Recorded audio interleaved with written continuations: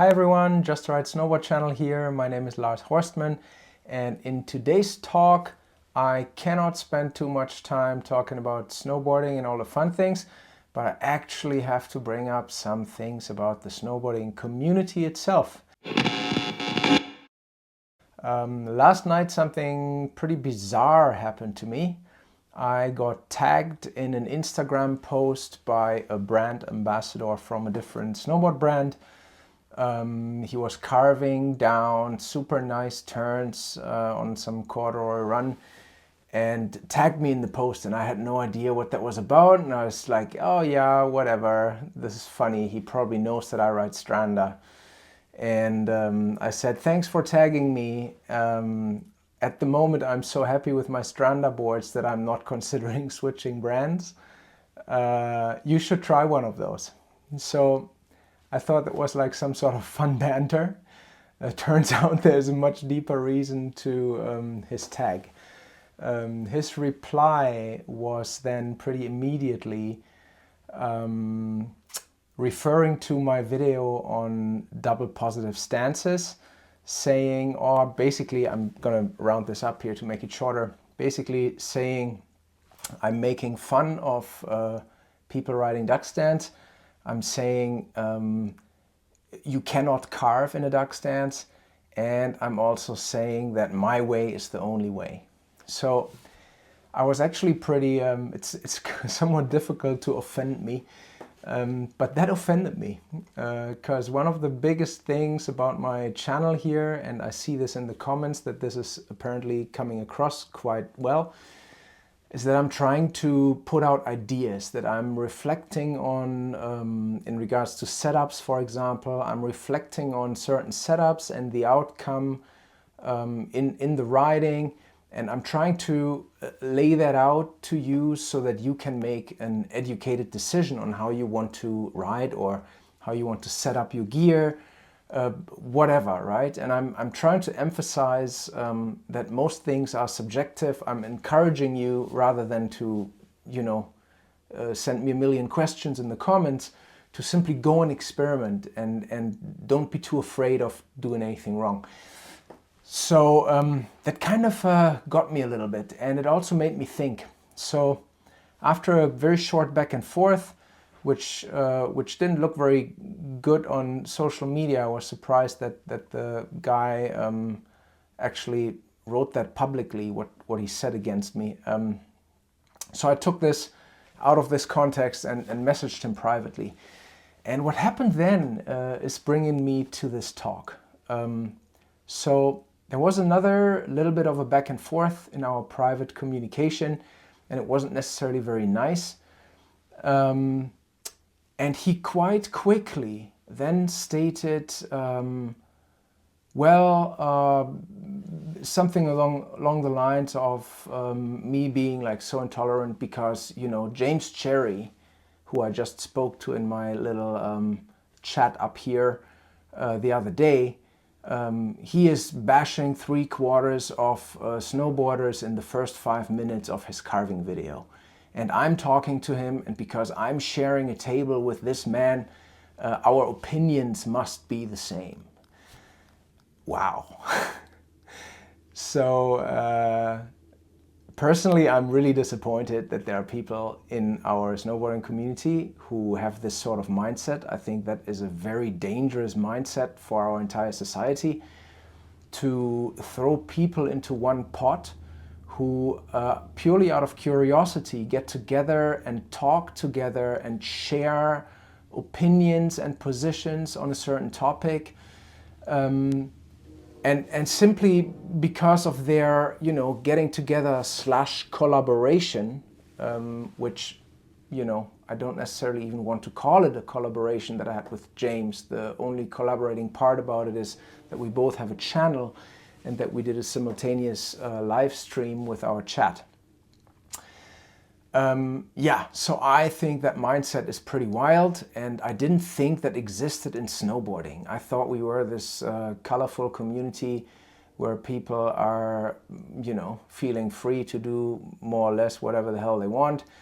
Snowboarding always had a little bit of a punk vibe in it. And I think that was pretty weird. So I want to take, basically I want to use this opportunity, or I'm creating this opportunity, to just put out two things. And the one thing is, again, that if you really listen back to my take on this whole duck stance versus posi stance, and also consider how I ride myself. I keep saying how I'm not a freestyle guy, how that's not a priority for me. And my whole arguing point for positive stances, if you want to try carving or if you actually don't ride switch, comes from working in a retail shop where I spoke to so many people over about 11 years who, in a deeper conversation about their riding style, ended up saying, well, you know what, I actually don't ride switch. Like, they're recreational riders, they're just cruising down the mountain. So this crowd is in duck stances, twisting their knees, twisting their bodies, not riding as well as they probably could. And so my suggestion, because this double posi thing, although this is the original snowboard stance, is seemingly such a new concept to people. My suggestion is simply, hey, look, you can also mount it this way. That way your body faces forward. That's the direction you ride in most of the time, or all the time for most people.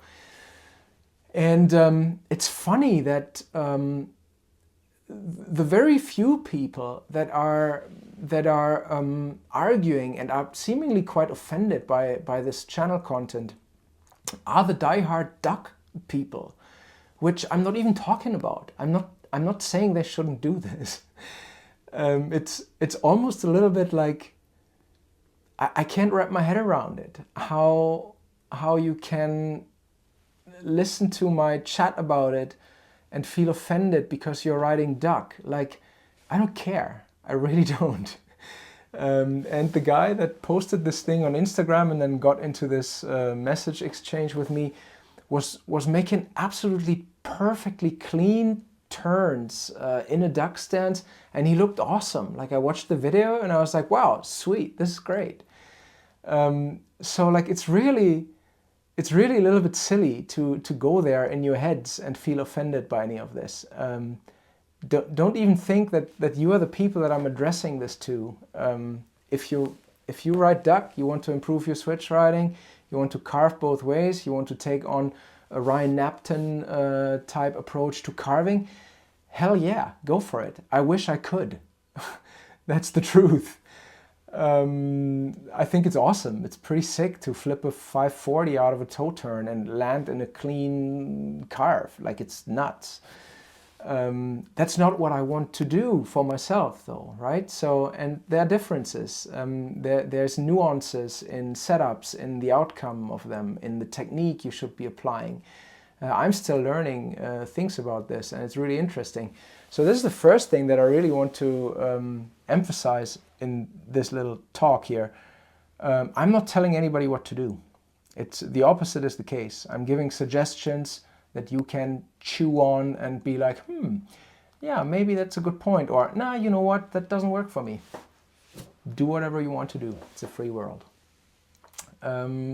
Secondly, I want to position myself, because apparently James, in his video about carving technique, did really piss some people off. And now, first of all, he apologized multiple times. In one of his own videos, he apologized. He apologized as an opener of our chat, which he didn't tell me he would do. And I was like, wow, crazy. This is seemingly moving him quite a bit, that he's using this occasion to actually say again, hey man, I'm sorry, I didn't mean to, bash anybody. So I think people should, who did feel offended by him there, should actually take that apology, because I think it is sincere. First of all. Secondly, to portray him as a bad person because he said something, that if offended 3/4 of the snowboarding community, which I didn't hear it that way. I did find it, if you will, maybe a little bit snobby, and a little bit like, I don't know, I can see how somebody finds it condescending in a way. Also, it's just an opinion, who cares? So yeah, I kind of want to defend him on that end. I think James is a great guy, like we had a good chat here. But the key thing is, we actually disagree in a lot of things. Although we are trying to, we are aiming for the exact same outcome on snow, which is like the pencil line carve, clean carves, S-turns, speed control through turn shape, which we both consider a bit of an art form, and also a real fun thing to experiment with and to learn. Like the G-forces and the whole feeling of it is just awesome. Now, if that's not for you, don't even bother. But the key thing here really is that we disagree in a lot of things in regards to the riding technique, although we are aiming for the same outcome, and in regards to our setups that produce a certain riding technique. And actually I want to say a couple things to this, because like James is offering coaching, I am offering basically like video analysis, or if people want to ride with me, reach out. Whether we can make that happen is a different story. But like, yeah, I've done some video analysis for people, which is really fun to do. So we both also teach. And it's really important to understand that, like, even if you go for carving, carving isn't carving. There's like, you can do it in a duck stance. You can do it in an alpine stance with like crazy angles, 60 on the front foot and God knows what on the back. You can do anything in between, really. But everything requires a slight adjustment of your technique. And then, even then, when you found, so me and James are riding very similar angles. Even when you are riding similar angles, there are still different approaches. So for example, James's idea is much more leaning into turns. Like he loves that stretched out full body lean. And therefore rides like, I asked him about his boots in our chat, and we rode the next day together here in Fernie, and I asked him about it again, because like it's a miracle to me how he can want such a stiff boot. So he rides a ski boot liner with a plastic tongue, and then puts a tongue stiffener on top of that, and then rides the stiffest Burton boot there is, the Driver X, and then puts 2 power straps around it, custom insoles, something in the back of the calf, if I understood this correctly.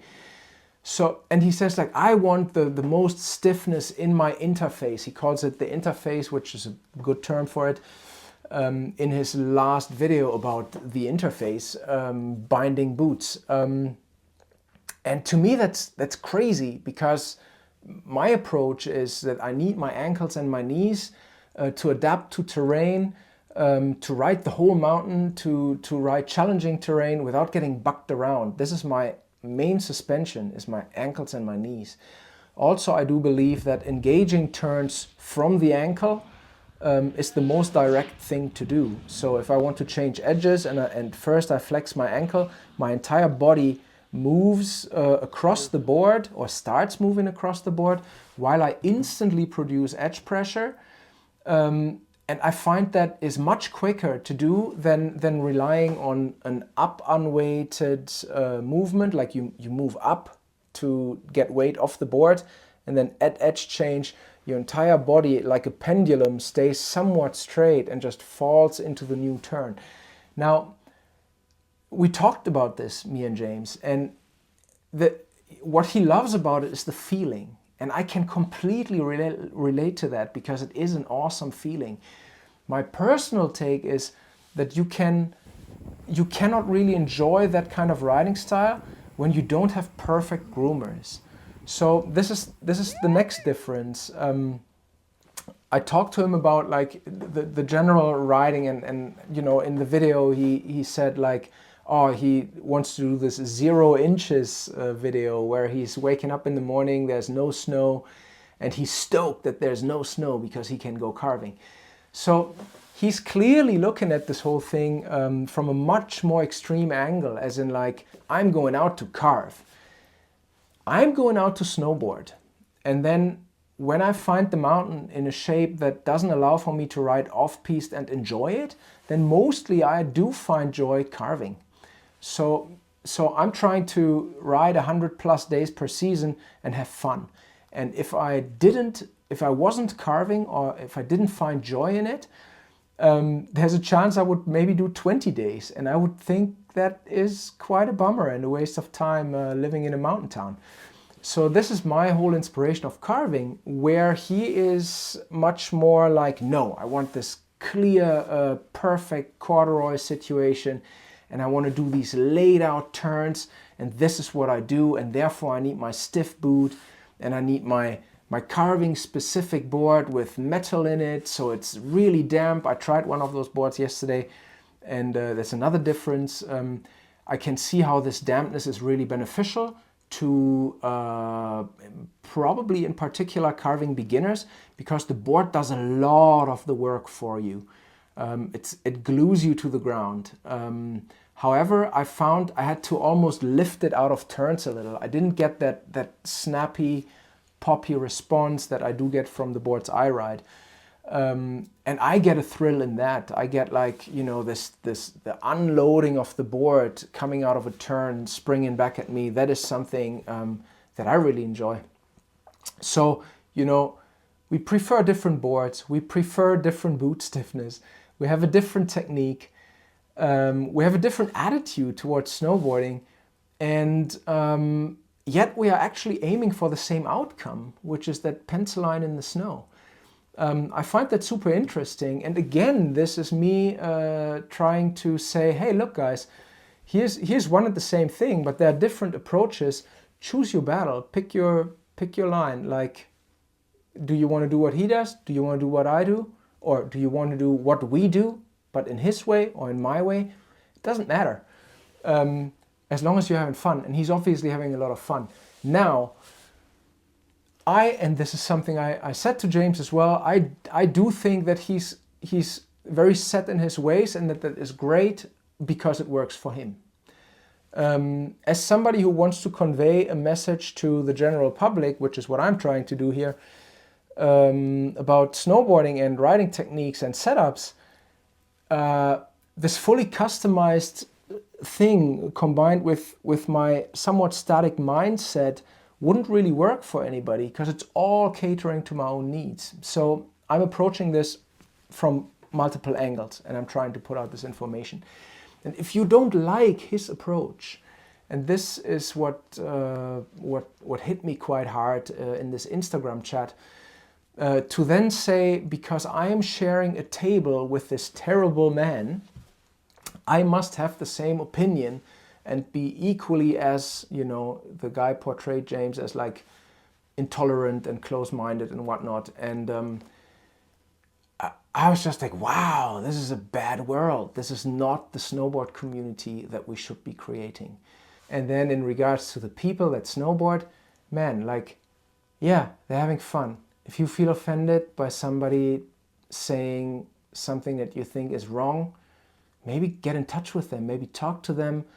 If you can't get together, that's fine too. We don't all have to agree. But is the guy having fun snowboarding? Are you having fun snowboarding? If that's a yes, maybe just leave it be. All right, that's me for today. Sorry about getting a little political here.